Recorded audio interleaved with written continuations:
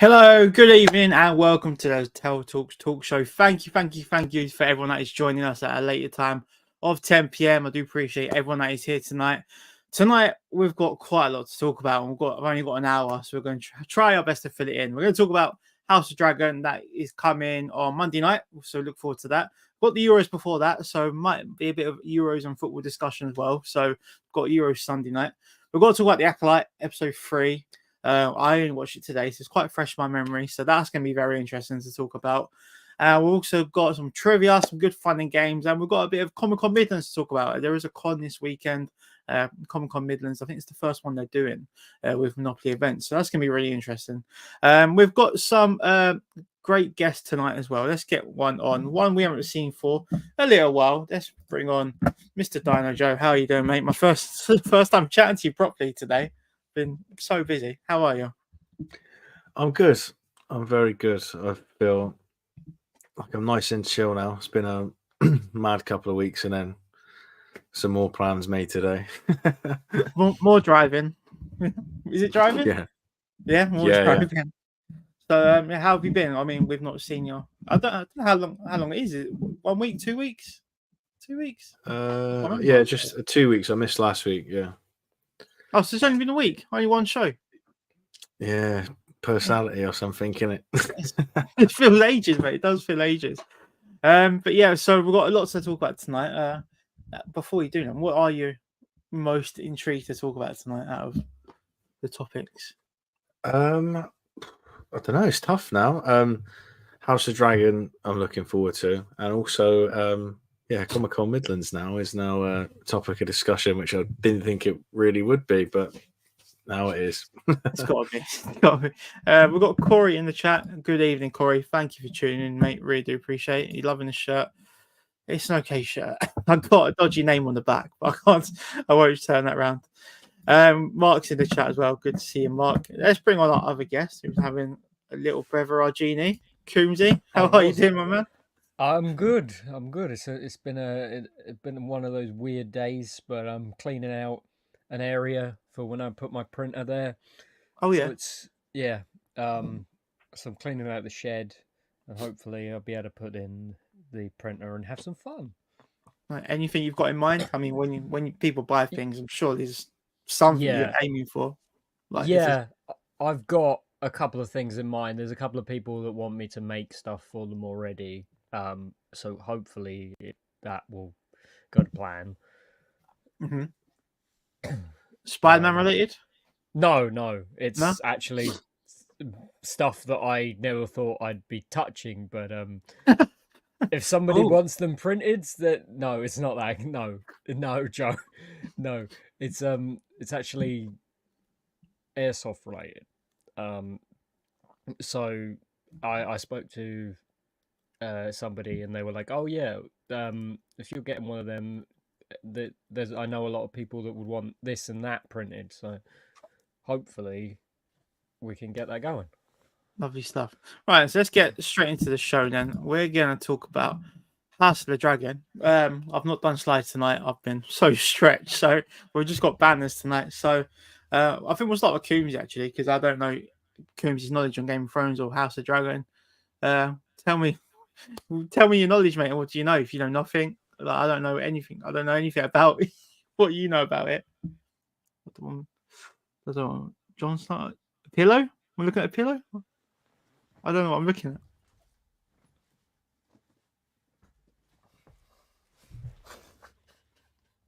All right, fine.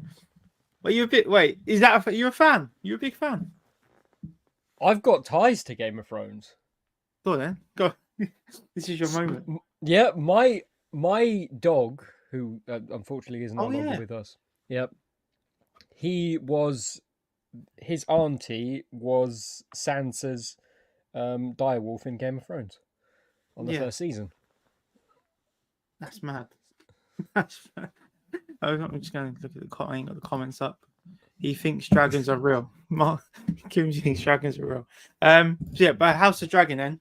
All the shows. Do you watch the shows? Are you into the shows? I haven't watched House of Dragon yet. I might, when season 2 is finished, I might binge season 1 and 2. But I'm still really salty about Game of Thrones, so it's Yeah. and I'm hearing that there's another spin-off in the works, but it's not the Jon Snow spin-off. Yeah. It's I've a seen it. spin-off about ships or something. Yeah. Yeah. I can't tell you.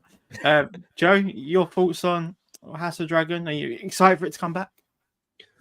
Yeah, I just finished binging all of Game of Thrones when I watched House of Dragon, so I didn't watch it when it first came out. I watched it maybe 3 months after. And I think after watching Game of Thrones, I didn't really know what to make of it because it's similar, but it's so different. And it wasn't until I watched it a second time that I really appreciated it. I think I really like the performances in it, but I wasn't sure on the story, like the way the way it was being told in House of Dragon. Yeah, I wasn't too sure. And then after a little bit of time and watching it a second time, I really enjoyed it. I think the first season's messy. I think there's some bits that are just a bit, I don't know. But I really, really enjoyed the second half of it once they all become a bit older and there's that time jump. So I'm buzzing for this one now. It's it's escalating more. I think that the time we've had between season 1 and 2 has been a good thing because I'm really looking forward to where it picks up again, and it should just kick off straight away in theory. Yeah, no, I've recently watched season 1 again, and I did notice that it didn't necessarily drag, but it was a bit more of a difficult watch until all the time jumps happen and the characters are older, and then you're just you're hooked. The drama kicks in, stuff's happening. I won't spoil it for people in the chat, but yeah, it goes up a level once Emma Darcy and Olivia Cook come into it, and then it really does get going. And that's when the teams start to form. So yeah, that brings me on to the next question quite nicely. Then, so Team Green or Team Black? Because I don't really know the answers for anyone really. Team Black. You can't usurp. I mean, I understand why Alison has said it, because she genuinely thinks that Viserys wanted Aegon to be the king. Yeah. From what he said to her, when in reality he's obviously reciting ice and fire. But she thinks that that's what he's saying. So she's not actually doing anything wrong, really. She thinks she's doing right by him. But Otto's kind of the big bad in a secret sense. So yeah, I'm technically Team Black, but an Alison fan as well as yourself, but not as much as you, of course. But why? I know you said why you're not Team Green, but why are you Team Black? Because Rhaenyra's the rightful queen. So yeah, that's why I'm I don't like the usurping in it, and that's kind of how it all falls apart. I like that they're standing on morals, because to be honest, for them, it's easier for them to go, you know what, you have it, and they're living on Dragonstone anyway. They could chill for the rest of their life, but she is the heir to the throne. So, but isn't you know what? I find House of Dragon so difficult because the names are so similar. So if you say the word name wrong, you can get shots fired at you. But King Aegon II is actually the rightful heir right now because he's the son of the king. Technically, yeah, but he wasn't.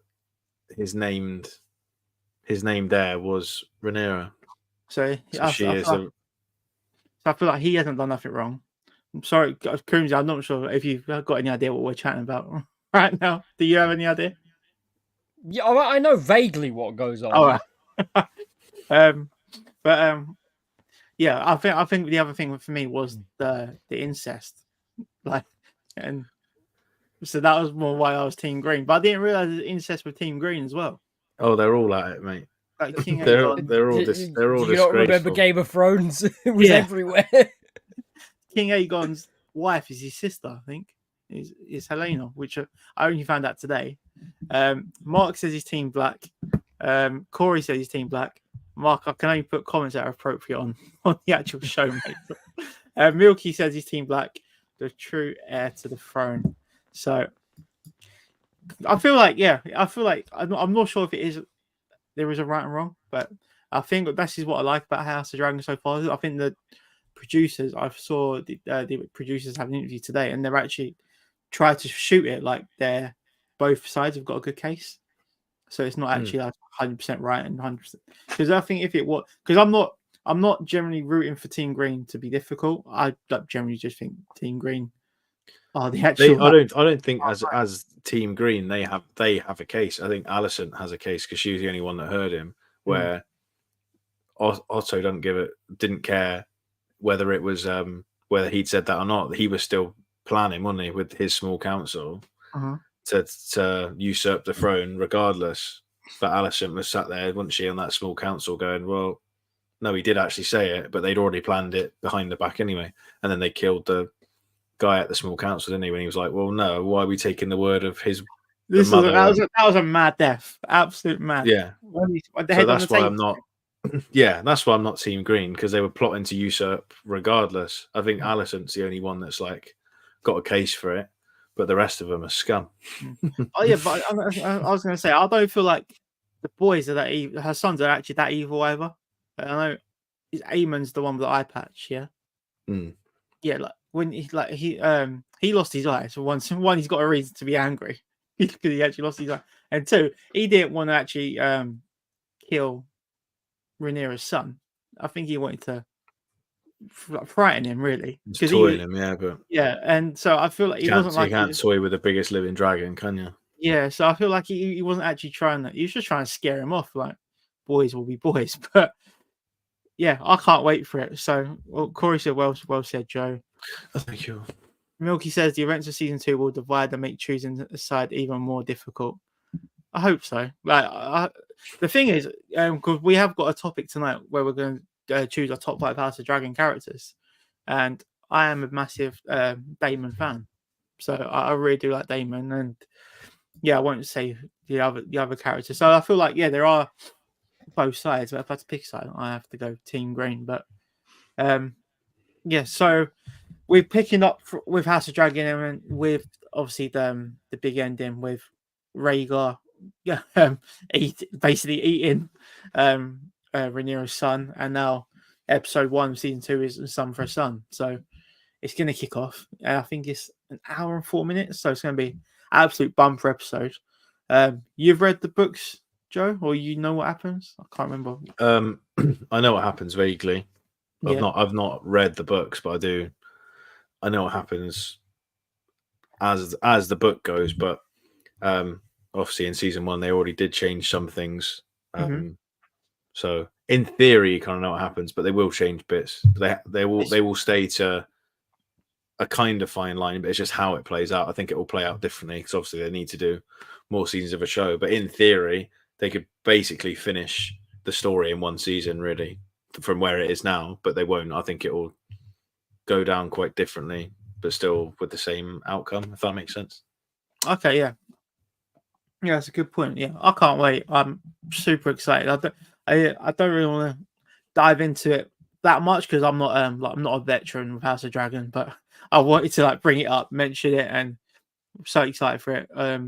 Obviously I went to the fan pit at the premiere the other night, and that got me right in the mood for it even more. And I'm looking forward to seeing Laris Strong again as well. Me and my boy Laris. So yeah, we've got a bond now, and he's at Showmasters next month. So if you two go, NFC, yeah, he's at LFCC. Yeah, and that's what I said to him.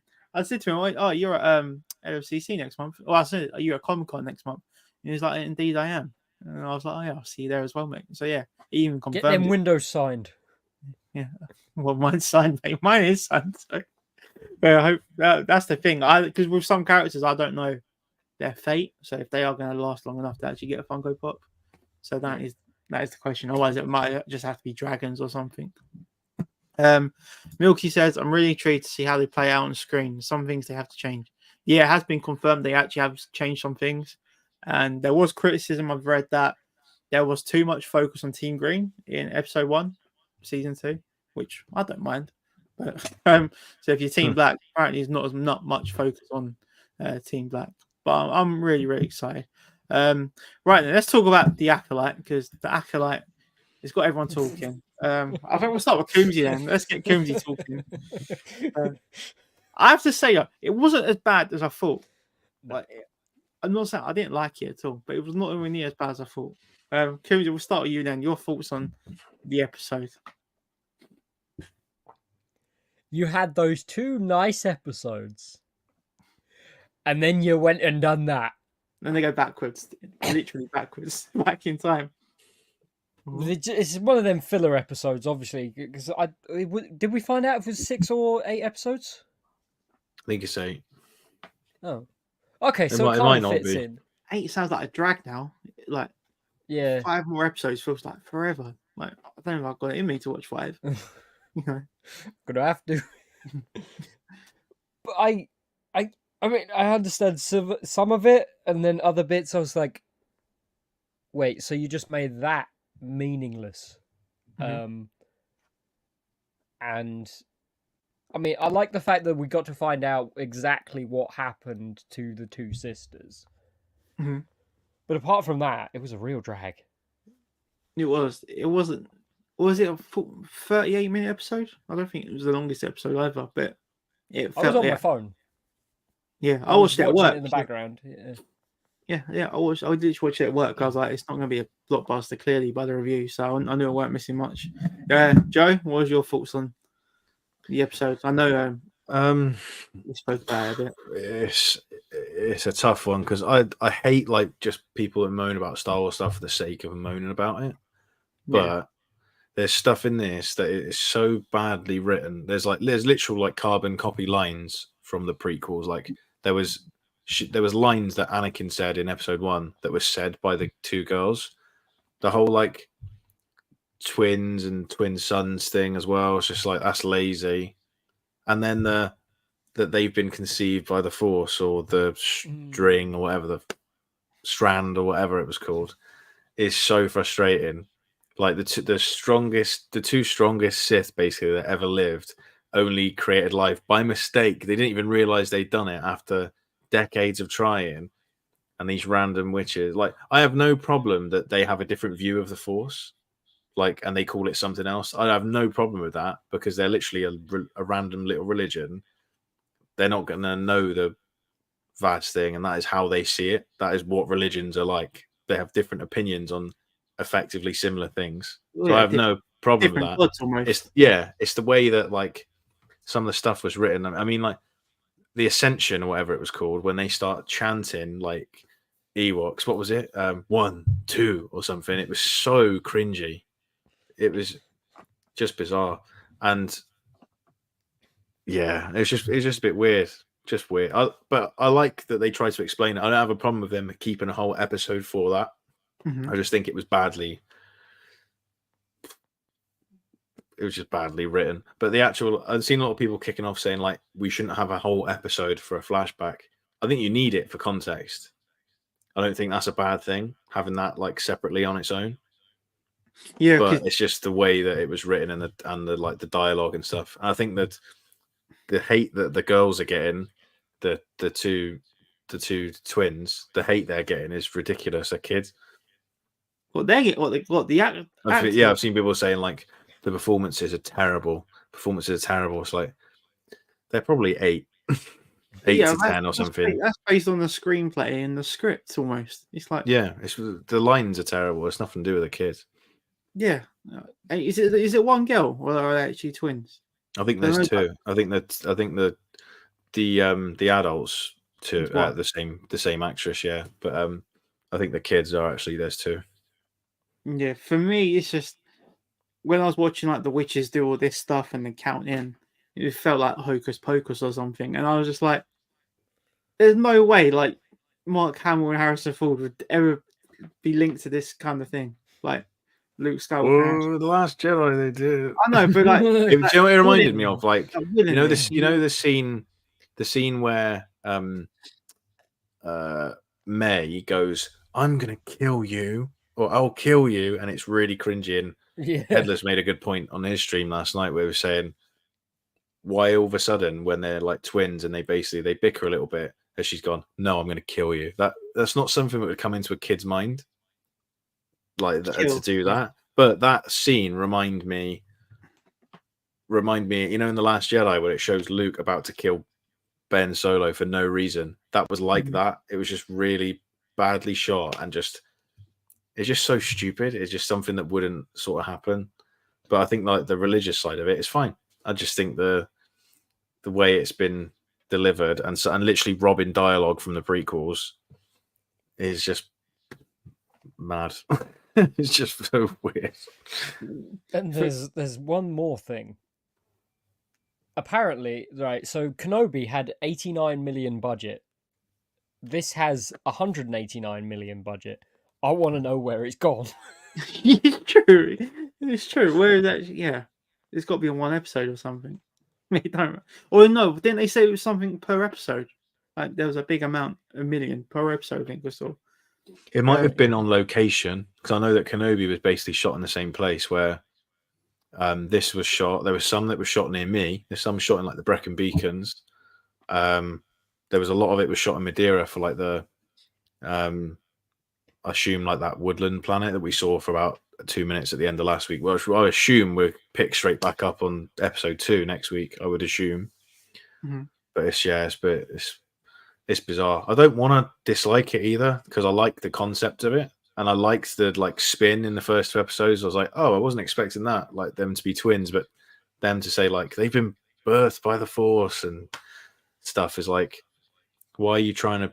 You've said you want to do this separate thing in like a prequel-esque world, like 100 years before. It's a separate thing, but you're robbing like ideas from the prequels that make the prequels their own compared to the originals.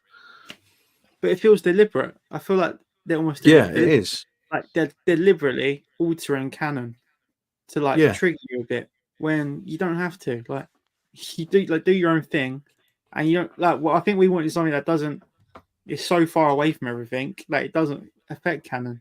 Like because it like how big Star Wars Galaxy is. It could be its own thing entirely. And they've come up with cool ideas like a Wookiee Jedi that can use the Force and stuff. That's amazing.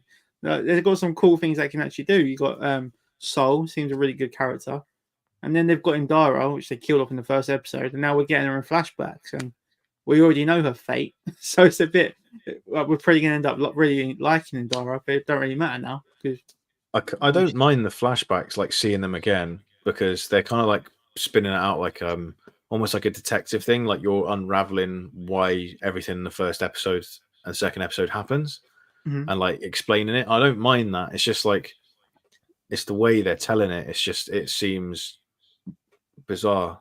I think like as a theory wise, I think that they've shown up, realized they've been birthed by the Force, which is stupid, but that's why they've realized and gone that I think Soul's gone to the ship or something, and the other 3 Jedi have killed all the witches and used the like fire as a cover up because they were all dead. Soul doesn't have a clue clearly, but the other 3, one that the Wookiee Kelnak has gone off into exile, the other one's sworn himself to silence for 10 years afterwards because and then he goes, I'm sorry for what we did, and kills himself.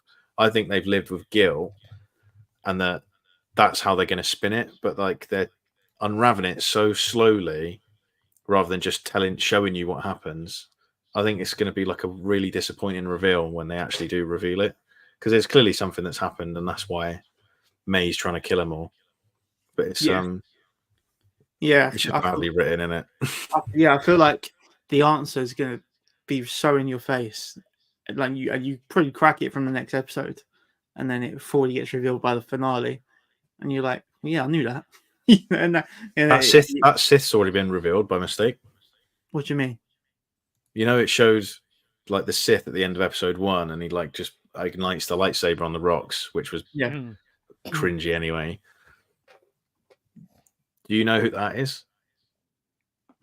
They basically revealed it at Celebration last year. They're doing an interview. It was Daphne Keane, the guy that plays, is it Lord or something? George?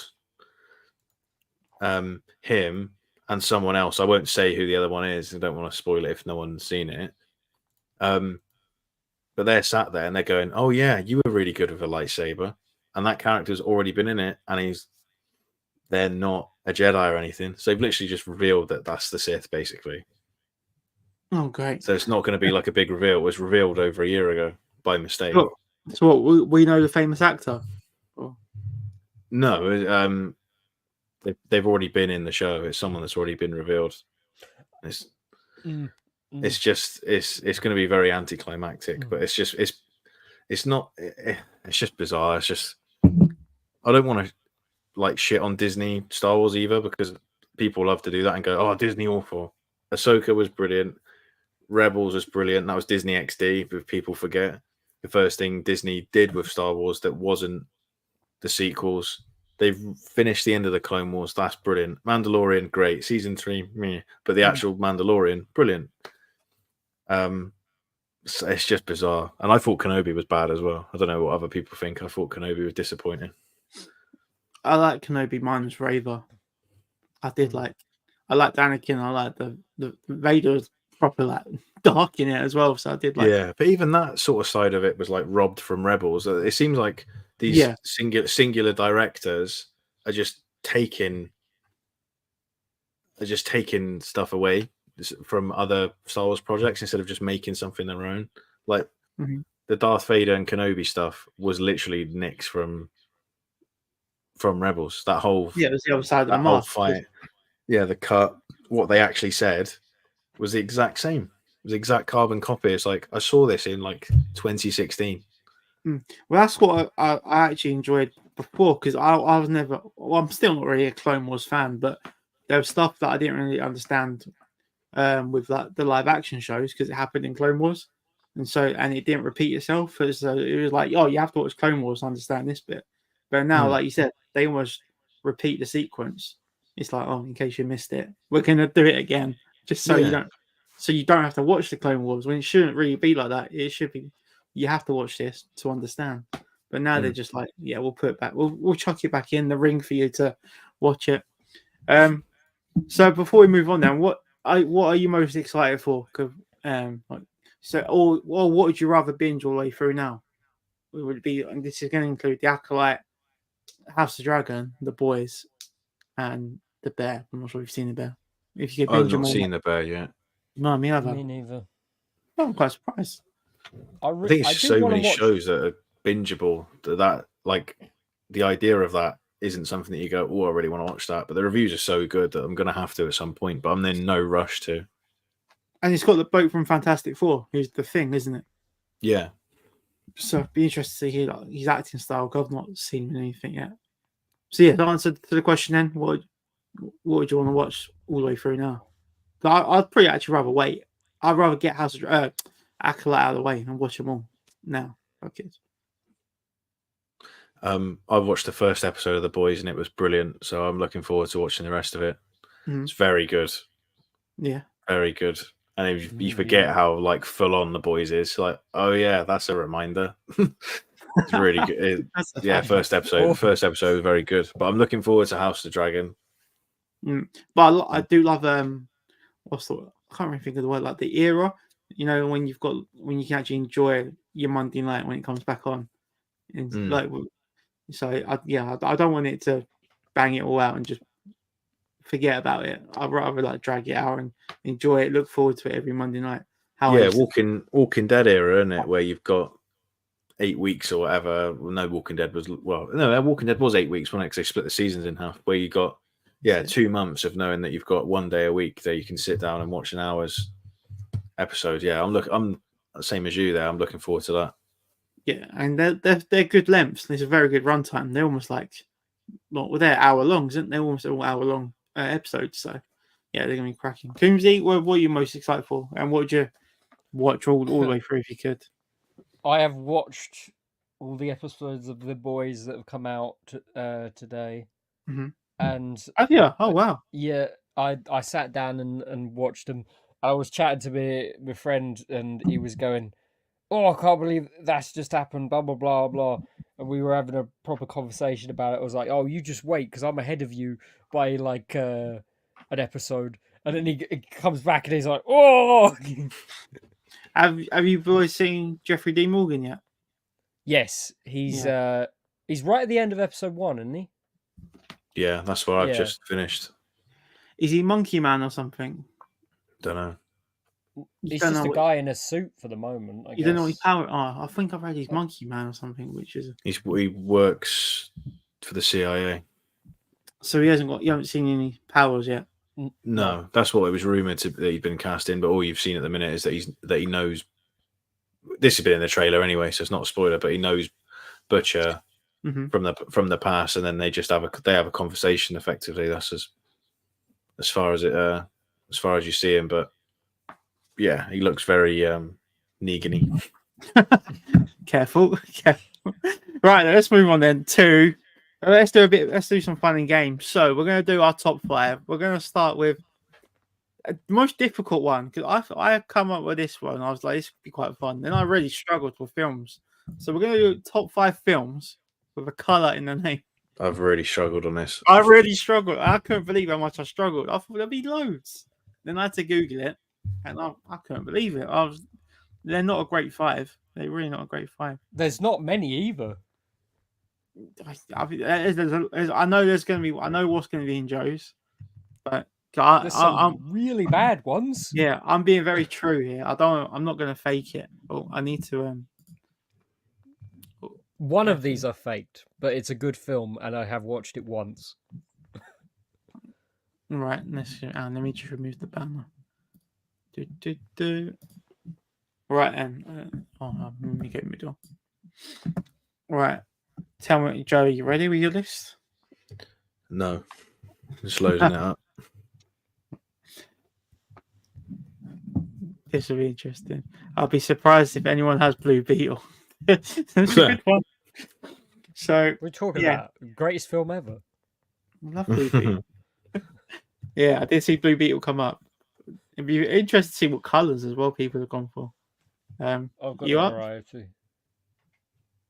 Have I got a variety? Yeah, I've just about got a variety. You ready, Joe? I'm in an iron about my list. I'll let someone else go first. All right. We'll work your way through it. All right then. I want and Coombsy, for the sake of TikTok, if you can say my number and then etc. You know what I mean? So I want to hear your top 5 films with a colour in their name. So we'll start with you, Coombsy. Your number 5. My number 5 is Black Hawk Down. Oh, that didn't even come up for me. That didn't even come up. I haven't seen it in years, but it's a great movie. My level is going to be so bad compared to you. My number 5 is White Chicks. That's a good one. I enjoyed the film. I like White Chicks. Joe. My number 5 is White Chicks. The unedited version, the first version that came out with some very explicit scenes, was funnier. Oh, all right. Back to you, Coombsy. My number 4 is The Black Swan. The Natalie Portman. Yeah. Yeah. Fair. It's a very interesting movie. Why? It's a very why? interesting movie, Joe. Educational. Yeah. There's a swan in it. My number 4 is Black Widow. I could have gone for another type of Black Marvel film. Pardon the pun, but I went Black Widow for obvious reasons. Joe? My number 4 is Harold and Kumar Go to White Castle. I saw that. That is such a good film. Yeah, it is like peak super bad sort of like era. I watched it a couple of weeks ago because it's the 20th anniversary. I've only seen the one where they get the munchies. I think that's the only one I've seen. That's basically that one. That is it, but they changed the name of it. It's where they just want to go and get food, and they spend the entire film just trying to get 20 burgers. That's it. Yeah, I think that's the one I've seen. Oh my god, Corey's for a brilliant film. Is that the one with Neil Patrick Harris at the end? Yeah, where he's in the white car. Yeah. It's so good. We'll come to the chat after, but I blame Google for not coming up with that film. Who's next? Coombsy, your number 3? My number 3 is The Color Purple. It's not one of my favorite films, but it's one of the mums. No, I think there's one last year that was like a remake of some kind, but the original is a Whoopi Goldberg classic. Mm-hmm. I was thinking there's that new film coming out with the purple crayon. You've seen that in the trailers in Cineworld. Not yet. It's something like George and the Purple Crayon, where he draws something and it comes to life. No, I remember I saw it when I saw If. So it was like a PG movie. Oh. My number 3. Is it number 3? Yeah, my number 3 is probably one of the best films on it. It's Silver Linings Playbook. It's a bit Good different. shout. Very good shout. It's a bit different. Jennifer Lawrence, Bradley Cooper, Robert De Niro as well. So I've got it on Blu-ray, but I think I've only watched it once or twice, and I saw it at cinema. But yeah, I think Bradley Cooper was really good in that. Yes, that's my number 3. Joe? I've shithoused this one. My number 3 is Anchorman, The Legend of Ron Burgundy. Is the full title. Oh! It's the full title. Thank you. Very good. Very good. Is that the second? No, the first one. That's the original one. That's the full name of it. Yeah, I think I've done the same kind of thing, but Crimsy, your number 2? My number 2 is The Green Mile. So yeah, this is what I thought would be in Joe's. I've not seen The Green Mile, but I know it's a classic. I think it's on my movie poster list that I will eventually watch, but great shout. My number 2, it should be number 1, but there was just one other that beat it. My number 2 is Men in Black. So, classic. Can't. It probably should have just been number 1. They probably should have left it as that. Didn't need to be a saga, but yeah, Men in Black, classic. My number 2 is also Men in Black. I know you're number 1. I know you're number 1. I know you're number 1. All right, go on, Coopsy. Your number. My number 1 is Men in Black. Wow, very good. Is it me now? Yeah. Yeah. Is your number 1 been said, Joe? No. Yeah. Oh, well. Yeah. Has it been said? Yeah. Your number 1's. No. Is it? My number 1 will be your number 2. 1. I thought you just said 2. Yeah, No, but someone has already said mine. Yeah. Oh. And no, Joe's missed a shock. Joe's missed a shocker then. You missed a massive one.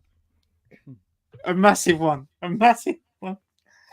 But my number 1, Pirates of the Caribbean, Curse of the Black Pearl. Yeah. Got him! Got him! I was going to put that in, but I thought Joe would have it as well. Exactly. Oh, dear. Ooh. Oh, I don't know whether I can change this one, though, because I've not said what I'll have the autograph. It's all right. Oh, This guy, look at this guy. The phony. I don't know if do I change it? No. I'm a man of principle. I can't change. My number 1, and it's a better film than Pirates of the Caribbean, is The Green Mile. Fair play. It is a fantastic film. This is the best thing about it. There's no conferring, so we just find out what everyone's put. I thought I'd done so well with Ron Burgundy, and then Give the black pearl at the end. I was like, that saved me so much. Corey's got a brilliant one. He's got The Black Phone, which would probably be right up there. I love The Black Phone. The Green Inferno, Creature of the Black Lagoon, Black Widow, and Red Dragon. I've only seen Black Phone, but the Black Widow, of course, as well. Red Notice. That rings a bell as well. Ryan Reynolds. Is that what Red Notice? Yeah, I think so. Yeah, it does ring a bell. Yeah, there are. Yeah, so that was quite a fun one. That was very random one. So next up, then, what one should we do? I'll let Coombsy you choose the category. Well, I can't even do the House of Dragon characters one, so you guys will have to. You put the banner down there, and I'll mute. All right, well, come on, Joe. Me and you then. Top 5 House of the Dragon characters. Chat as well if you want to get involved. List your top 5 House of Dragon characters. So, Joe, you're number 5. I'm really intrigued as well.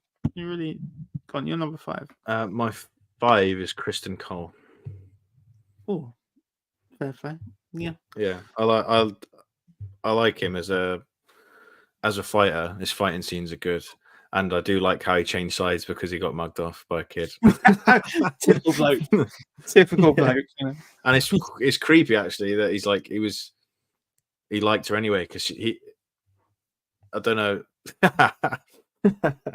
because in the show I know he's 30 in real life now.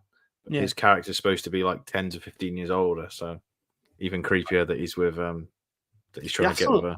Yeah, I saw that TikTok come up today about the ages. No, I think it was what you showed me. Was it? Oh, what the age differences? Yeah, like how old they're actually meant to the character is and what they're playing. If that makes sense. Because I think Alicent's 18 when she marries Viserys, and Viserys is only 30, which doesn't sound that bad. But in the show, sorry, it's a big difference. Milky, I'm doing Dead and Alive. Joe, have you done Dead and Alive? Yeah. Yeah. My number 5 is Jacaerys.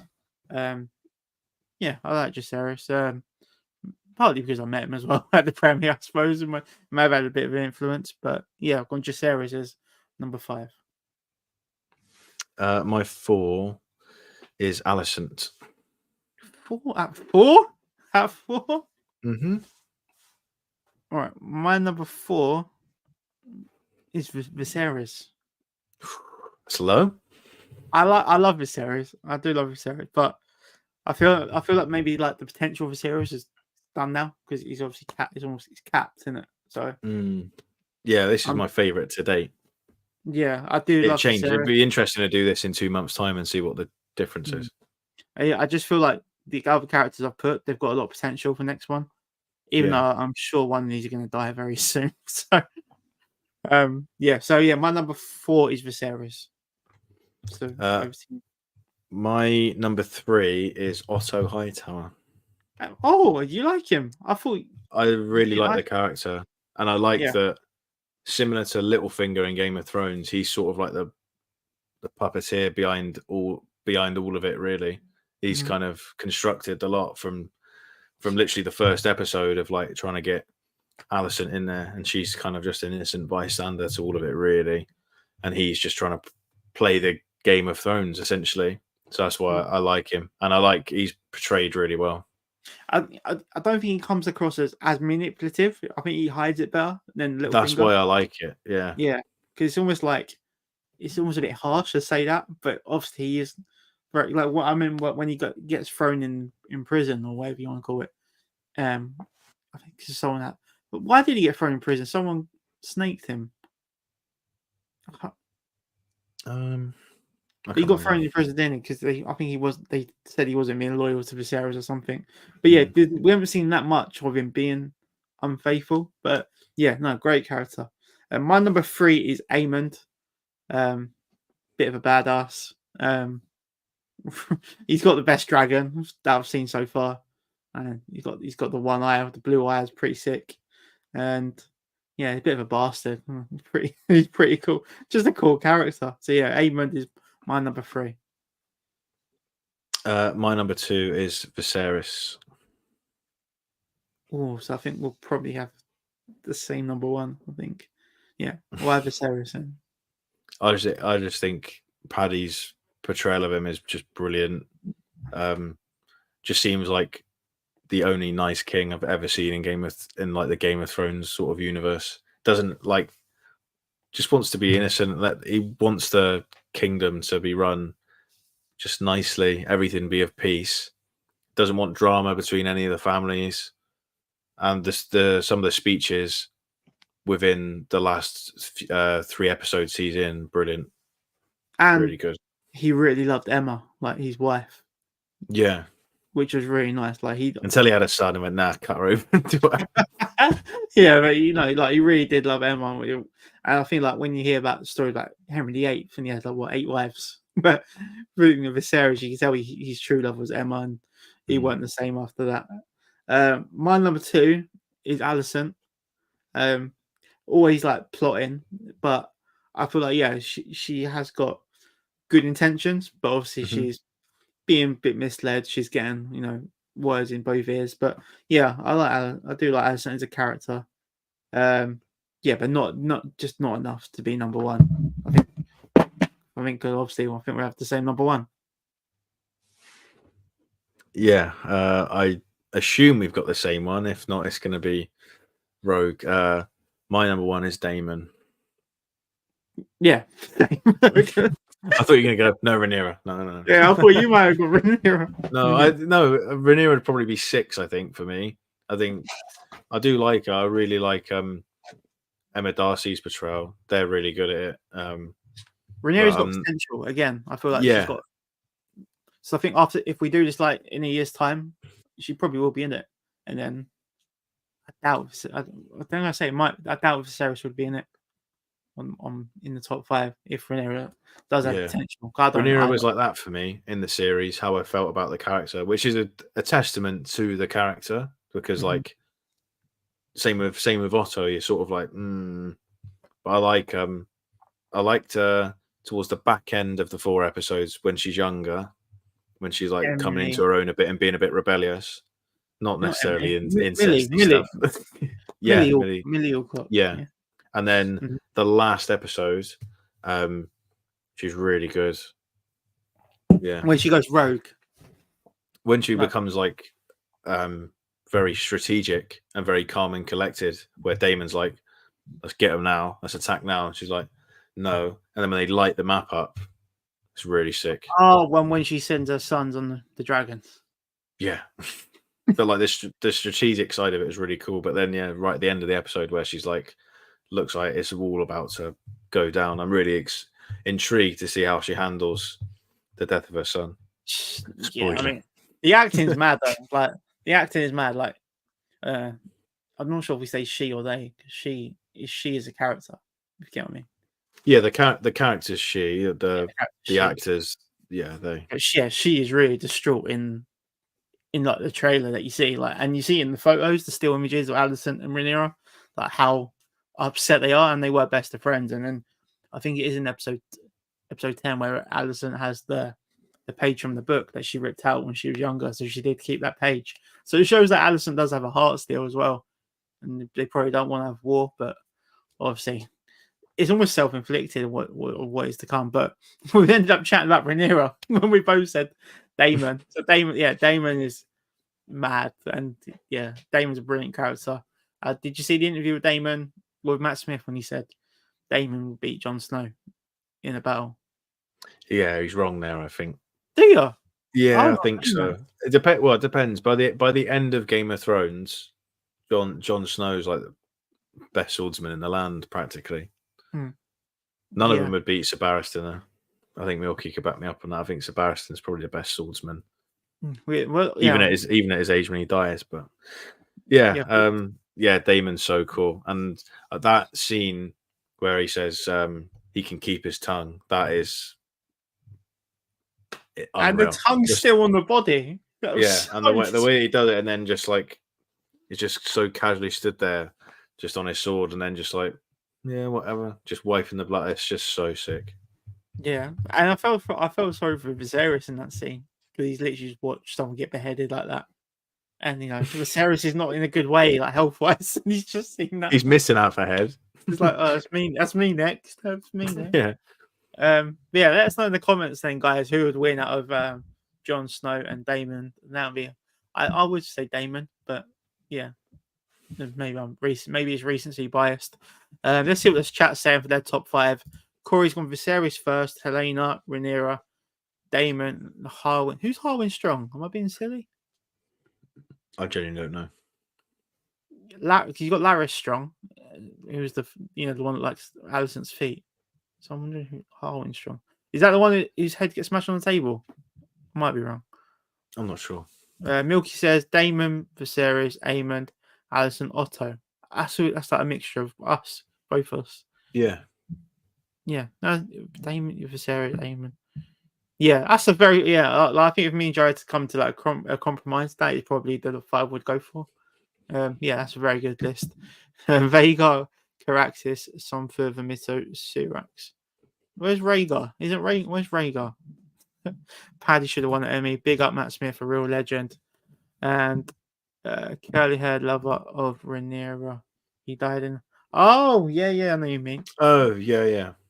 Well, look like me. Yeah, got you. Right. So we've got one more top 5 to do. So we've got top 5 Pixar movies. This is gonna be interesting as well. I've got no idea where it's gonna go. We'll go with you, Joe. You can start. Top 5 Pixar movies. You're number 5. Oh, this might change on the spot. I've got them written. I'm looking like, oh, is that? My 5 is Monsters Inc. It's just peak childhood, and I had to like narrow it down to ones that I remember when I was really young, when Pixar was peak. I think Pixar was peak between like late 90s to 2005, and then had another little spell. Yeah, complete League of its own then, and then DreamWorks kind of pick up. Yeah, mine's Monsters Inc. Was it 2002? Monsters Inc. No, I think it was before that. I'd go 2000, I guess. Yeah. Was it? Hang on. Yeah. 2001. There you go. Right bang in the middle. Go on, Cozy. We'll go with you. You're number 5. Cars. Ooh, You've not seen Cars? No, none of them. It's disgraceful, isn't it? Absolutely disgrace. Wow. I had the full die-cast collection. My first collection of anything. Yeah. Owen Wilson going ka-chow. There was probably another animated film out when Cars come out. I'm thinking like something like Stuart Little. So I was probably watching like Stuart Little or something. It's 2006 Cars was, I think. So I think I was year 5 or 6 in school. That sounds like Shrek 2 era, if I had to guess. So I was maybe more Shrek or something around then. My number 5 is I think I might get a bit of hate for this. My number 5 is Toy Story 2. Cheers, guys. I'll go as well then. It was tough, man. It was tough. I'm sorry. Toy Story 2. Yeah, right. Back to you then. We'll move on. My number 4 is Cars. You got Cars as well. All right. It's one of the best soundtracks ever. I can't believe. Literally, I can't believe. Can't believe you've not seen it still. Mental. I will one day. Don't bother with 2 and 3. Don't bother with them. Oh, yes, it's true. Right. I mean, unless you like the story. Cozy, you're number 4. My number 4 is Monsters Inc. So you connoisseur. So you two have just switched it around. I had a Sully costume as a child that I used to run around the house in, and my mum kept it and stuffed it, so I had a giant Sully. That's sick. A couple of years later, and I think the rats ate it, unfortunately, but it was so cool to just have a giant Sully. When you're moving house, you're not looking. Next door's got rats. It's a bit, I'm so gutted because I would have the same again. You'd be cosplaying it now, wouldn't you? I don't think they did. Well, actually, saying that. Right, if number 5 didn't make you leave the stream, I think number 4 is going to make you leave the stream. All right. My number 4 is Coco.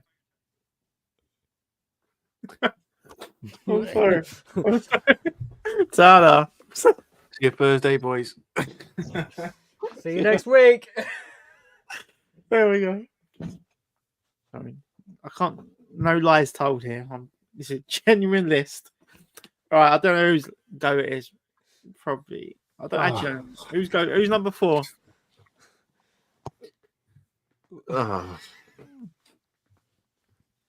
I've got one person in the stream now. Some people in the stream now. So all like that. Fuck this. All right. My number 3 is Finding Nemo. Nice.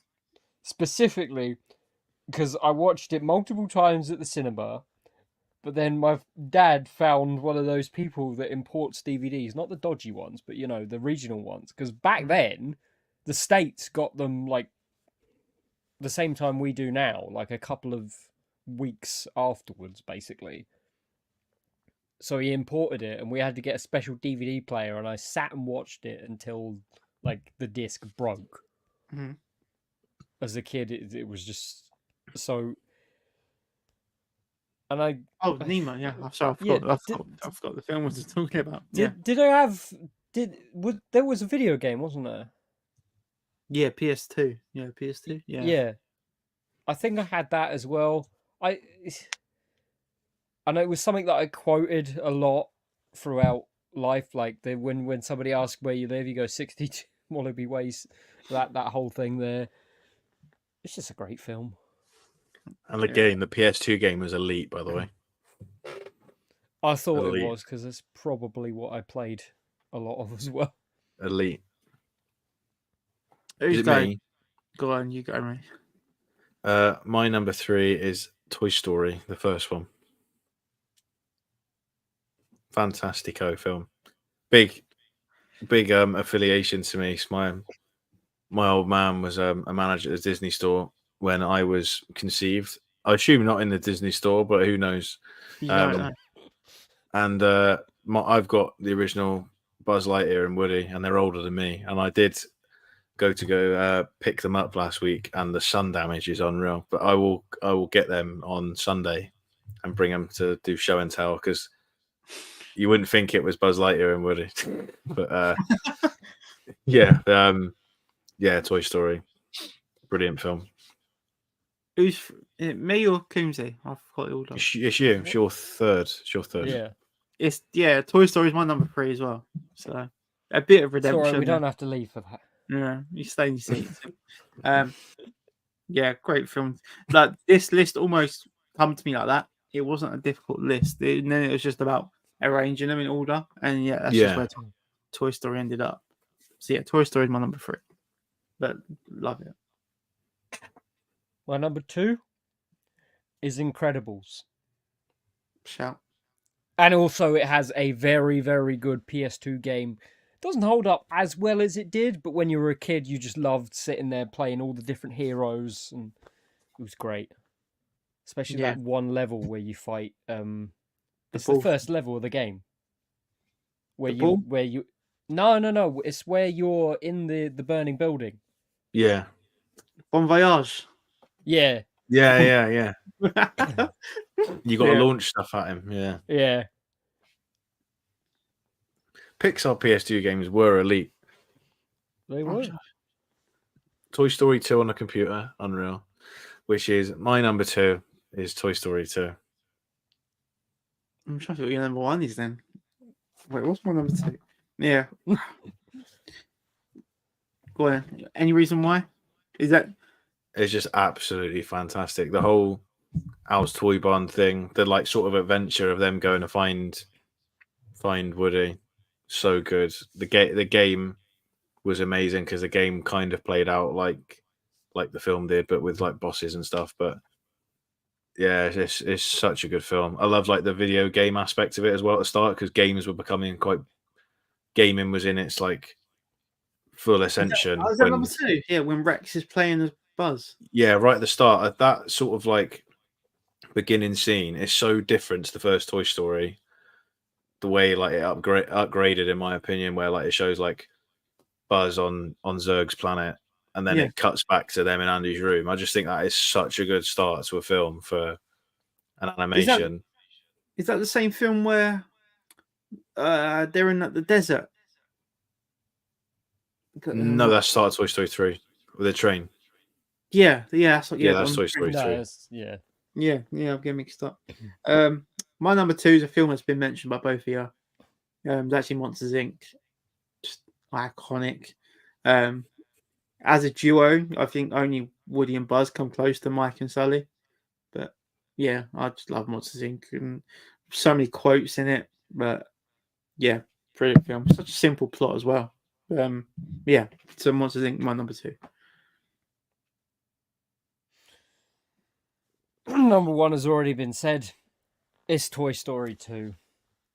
I feel bad. And it increases even more with Toy Story 3 because the kids that grew up with Toy Story 2 when Toy Story 3 came out were around the same age that Andy was, so it all connected together, and it was, well, I wish it was the last film in this franchise, but money talks. It's true. It was a good send-off. The Toy Story 2, again, as Joe said, amazing video game, just a great introducing more characters that you'd see and different stories. And actually, as a kid, you don't really get the story of it much, but when you go up and watch it, you're like, oh, that's actually really sad. Yeah, and Jessie's song, isn't it? Was it When Somebody Loved Me? Yeah. She shows lips and going. Yeah, that was a banger. But even number one had that with Sailing, when Randy Newman sang Sailing and Buzz jumps off the landing. That was a mad bit. Yeah, that was. I was driving down the motorway yesterday, and there was a truck in front, and there was like a rope that was dangling out the back of the truck, and it was catching on the motorway, and it looked really dodgy. And I was half expecting to just turn around and see Buzz Lightyear hanging off the end of it. I'll see. Yeah, I remember my brother used to work at Empire Cinema, and I don't know why they did give it to him, but he had the cinema playlist. When you sit down in your seat before the trailers come on, so he had his own playlist of what comes on, and he actually put Sailing in the list, in the track list. Everyone was probably getting depressed in the seats before the film started. But yeah, well, that was a good shout. Like King Kong or something, and you hear that just before.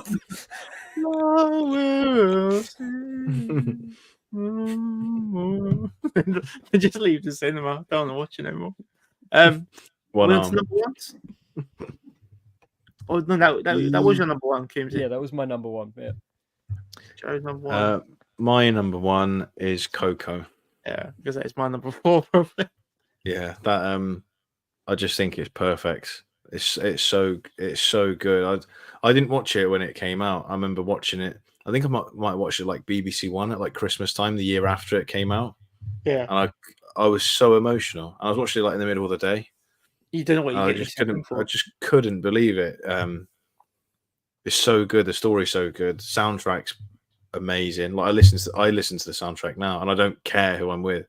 If it comes on and I'm like around like a football lot, I'm like, I don't care. And then if it a lot of them start singing it, which is mad. Yeah, it just hits tons of places that I didn't know existed. It's I just think it's beautiful. I was going to say it's weird because I don't think there's not been a better Pixar film since then, has there? Like Luca wasn't that great, was it? No, I enjoyed. It's Luca. Been tough. Yeah, it's been tough for Pixar.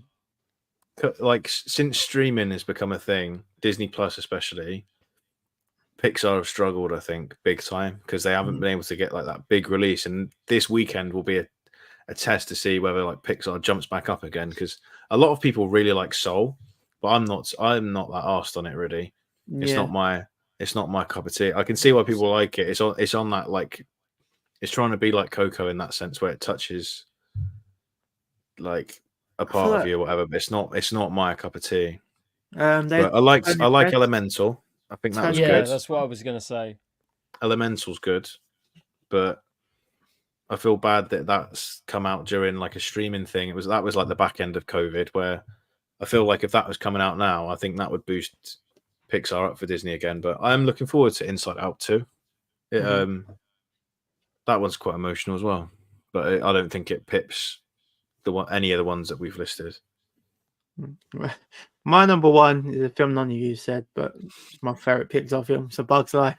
I just love A Bug's Life. I did see someone talk about it on Twitter the other day, and they said the actual voice cast in it is unreal. And I actually had to look, and the cast is actually unreal. If you actually have a look who's in it, I can't actually remember off the top of my head. I think, is it Kevin Spacey is Hopper? But yeah, the whole rest of the cast is insane. But yeah, really good film. That I played the PS1 game of that. I've actually got that. I bought a PS1 in lockdown, and then I got the Bugs Life game. I think A Bug's Life I played the most on PS1. Hercules was class on PS1 as well. But yeah, I just grew up with A Bug's Life. I could watch it time and time again, and there's a big moral of the story in it with like the ants. If one ant turns against you, what happens if they all team up together? Which is a bit like the politics right now going on in the world. But yeah, Bug's Life is definitely my number one. So yeah, that's it then, guys, for the top 5. I'll keep you for 4 or 5 minutes longer then, and we'll have a quick chat about Comic Con Midlands. As Joe, you've had a change of heart quickly. Yeah, a very random one. I was supposed to be having it's gonna be really boring. I was supposed to be having my living room measured to have flooring put down on Saturday. That's been cancelled, annoyingly, and was like, I came back from holiday a day early yesterday. I asked if someone could cover my on call because I'm supposed to be on call this weekend, and they said yeah, like immediately. I was like, all right, yeah, I've driven 2,000 miles this week. I don't mind driving 2 hours to con. I was just going to go for the day, but going to go up tomorrow night, so I need to try and figure out if I've got any clothes left after being away for a week. And then I got no plans. Just we've mentioned previously, I think our favorite content to make is the con vlogs. I've struggled with trying to do content the last few months just with like time, but also like what I really love doing is the Comic Con stuff. So for the sake of just going and just getting the ticket, just thought, yeah, why not? And then ready for the Euros Sunday. And it's a debut con. It's a brand new con, so yeah, it's exciting. Exactly. Have you been, Coombsy, to the Telford Centre? Or is it Telford Centre? No, Mark has and Dan has. And they say, well, obviously it's different organisers now, but they said it was quite good. And they got everything done there quite easily. So I assume it's quite big, the rooms that they use. Yeah. I think I've seen 2. They've split into 2 halls. I'm not sure if they've split it themselves or it's actually 2 separate halls. But yeah, no, it should be good fun. For me personally, Ella Purnell was the main reason. Otherwise, I doubt I'll be going. But yeah, excited for that. Sophia Di Matano's there. It's just a possibility. I did see they got the voice of Kermit the Frog and Rizzo from the Muppets, and he actually did the voice of Rizzo in a Muppets Christmas Carol, and I have got that pop. So it is I could get a sign if I wanted to. So it'd be weird to hear him do the voice of Rizzo, the bloke. There's other voice actors. You've got Fred Flintstone. Help me out. Who else am I missing? Bugs Bunny. Mowgli, that's it. Bugs Bunny. Yeah, Mowgli is the other one I'm thinking of. And Jodie Whittaker's quite big. Jodie Whittaker's a big name. Yeah, they've got a few companions, haven't they? Andy, as well as the Doctor. So yeah, I'm looking forward to it. I'm not no real pressure. I'm just gonna go there, do the pint test. And me and Coombs had an awful Madry at the last con, so we'll pass on the Madry this time. But yeah, and then we'll have Showmaster at LFCC next month. Milky's next con is Northern Ireland. Is that? I got my first ever Diamond Pass. I'm there for a week. Got the Game of Thrones studio tour on the Tuesday after the con. I'm hyped. That'll be mad. Yeah, I'm not. I can't remember Northern Ireland lineup. You remember any names that's coming? No, it was supposed to be John Rhys. It was supposed to be John Rhys Davis, but he cancelled. Sean Austin and Frodo. That was last year. Yeah, they know that A-Train, Giancarlo. I know they're going because they announced them like a year before. It was literally the day after the con. They'll be cancelling then because they're filming. What are they filming? They're filming season 5. What, The Boys? Yeah, and it lasts until. Oh, actually no, because it's in September. I think it lasts until August, so nobody knows if they're going to Wales yet because they might do extended shooting or something like that. Yeah, it's true.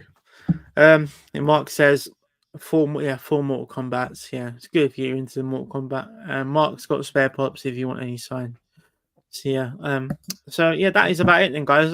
We'll finish up with what's coming up. So let's do some what's coming up before we wrap up.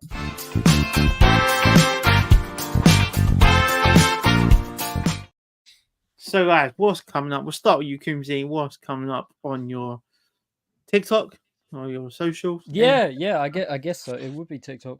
I've got those customs that are being made next month, so I'll probably show them off before getting them signed, and then do the same thing that I did with the Jared. Yeah, I think that's it because I I wish I was going to Midlands this weekend. I would like to, but it came at a time when there's so much going on that we've got to pay for that I can't really warrant it. It's a shame because I'd like to meet Sophia, and I guess I'd come and watch you swoon over at LS Purnell. It wouldn't be as bad as Olivia Cook, mate. I'll tell you that. So... Yeah, Joe was all right with that. He just walked in. Yeah. Olivia, I got a photo. Do you want a photo of me? Yeah. Must have been.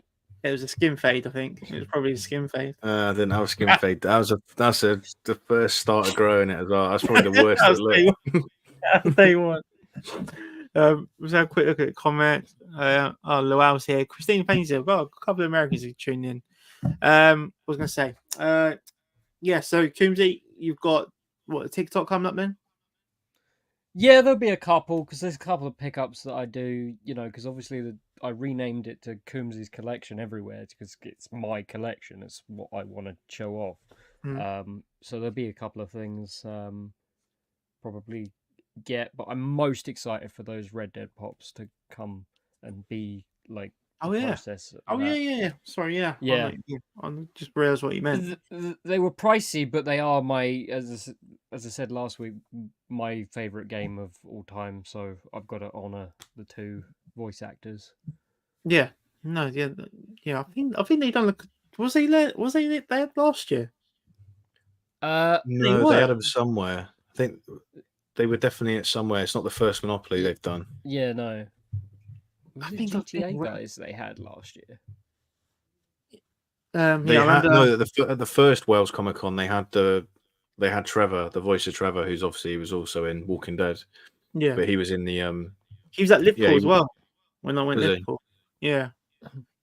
Coming to you then, Joe. Let's find out what's coming up on your channel, featuring a video that dropped today. Yes.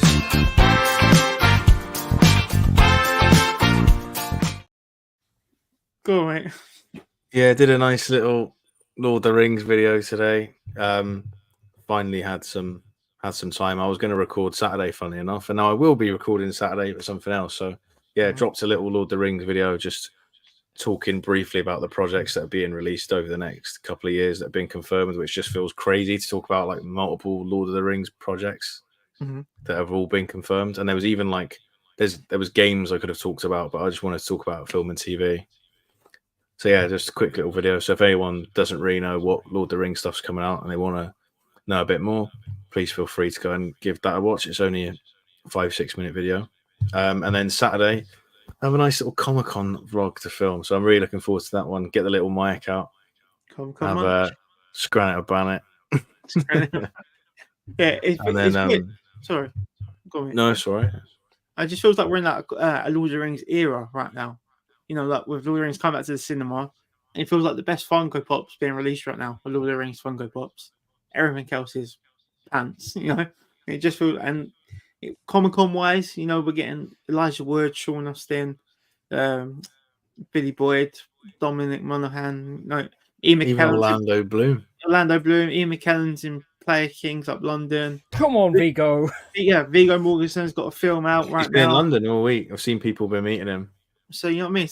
It's like all the gang are coming back together. It's bizarre. Yeah, so it feels like a real Lord of the Rings era right now, and nothing's really happening. You got your Ian. You got Ian. Remember that, Ian. So yeah, anything else you want to promote, Joe, before we wrap up? The show. You know TikTok today as well. Yeah, I've been in Scotland for a week, all over bloody Scotland. Jesus, it's a big gap. Don't disrespect the chat. I love it. I absolutely loved it. It's the most beautiful place I've ever been in the UK.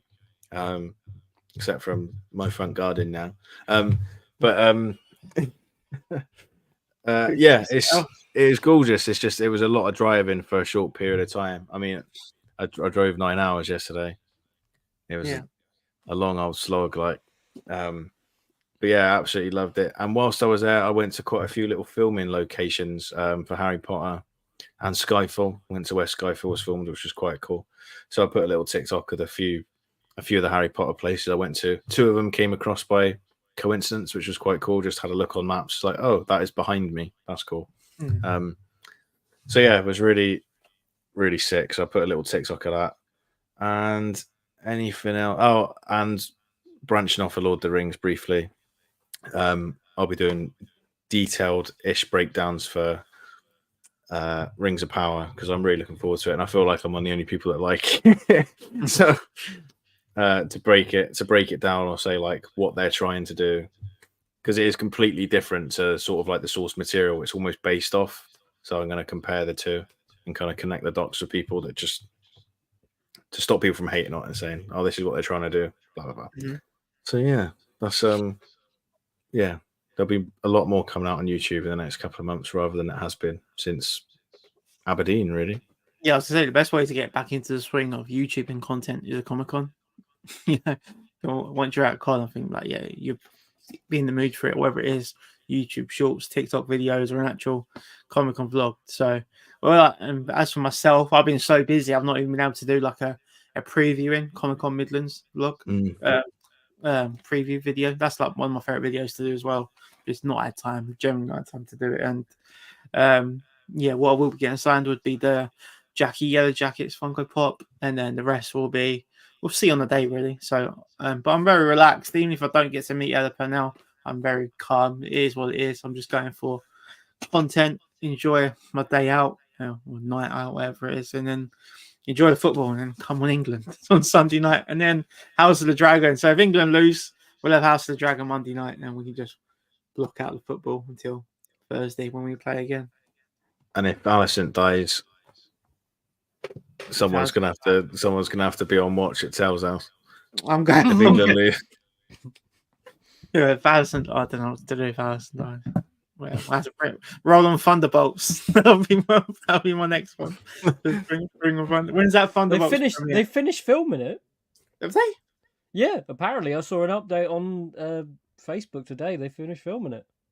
Well, bar if they need to do any reshoots. Right, yeah, that's the next one. We've got to go Thunderbolts premiere. No matter what, we'll be queuing up for that one. I'm down. Let's go now. Let's just queue now. Leicester Square, we're coming. I was at Cineworld last night in Leicester Square, and they had the Bridgerton premiere, and I was like, I'm not even going to bother. People were like filming over the barrier. I was like, I don't know who's in it. Like, I can't tell you if anyone famous is in it. Like, it's that woman from Derry Girls, isn't it? Yeah, like, I cannot tell you anything about it. So I just walked straight past, but I didn't even know about Bike Riders. I knew it was on. Yeah, Tom Hardy was around. Daryl Dix, Norman Reedus was around. Did he go? He was in London, yeah. I don't even see any Norman Reedus photos. I don't know if he went to that, but I know he was in London because I saw some photos somewhere. There was a lot of people in London. I mean, J.K. Simmons was in London this week for some reason. I saw that. Yeah, that's a mad one. And then it's weird. Once you do like your premiere, I completely forgot. Then they do like the radio shows and the talk shows. Like Olivia Cook done Virgin Radio yesterday. So like, you know what I mean? People probably wait outside the radio stations and stuff to try they do catch these people as well. So, but yeah, I mean, I've got a real life job to do. I ain't got time to actually book holidays off to try and catch these people. But yeah, been a really great show. Anything else from you guys before we wrap up? No, sir. I've kept you guys long enough. I don't know. It's 11:30 and I've got a pack for tomorrow and charge me camera and stuff. But thank you for everyone that has tuned in tonight. Been a good fun. I've rustled a few feathers with my Pixar movies chat and being Team Green. I think I'm going to wear Team Green this weekend, and I hope it's an Iron Throne now this weekend. I just want to sit on the Iron Throne. For good, that'd be good content. But yeah, thank you for everyone that has tuned in, and especially if you've spoken in the chat tonight as well. Really do appreciate it. Going to be a big week. Next week we'll be chatting about episode 4 of the Acolyte. Hopefully, be chatting about the boys, chatting about House of the Dragon, and hopefully England would have won their first game in the group against Serbia. Anyway, guys, thank you for watching, and we'll see you guys next week. Go on, England. It's coming home.